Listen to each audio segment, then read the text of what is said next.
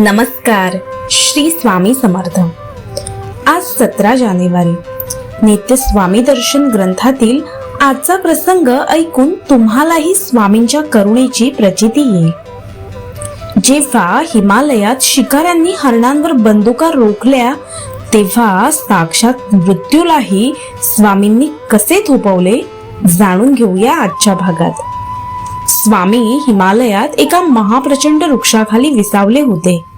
तिथे हरणांचा एक कळप स्वामींच्या प्रेमापोटी त्यांच्या सानिध्यात येऊन शांतपणे बसला.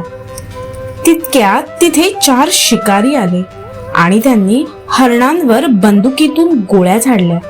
पण स्वामींच्या प्रभावामुळे एकही गोळी हरणांना लागली नाही.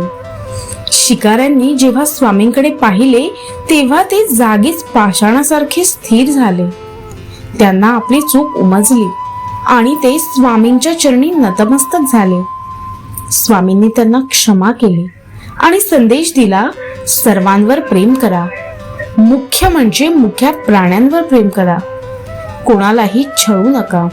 आजचा हा संदेश सांगतो की स्वामींच्या स्मरणात राहिलेल्या भक्ताला अज्ञानाचा किरण कधीही शिवत नाही. ज्याप्रमाणे स्वामींनी हरणांना आधार दिला तसेच ते आपल्या आयुष्यालाही आधार देतात.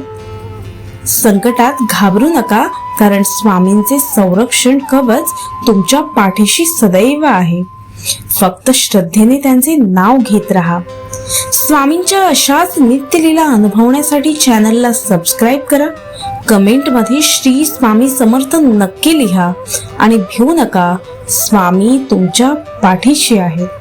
श्री स्वामी समर्थ.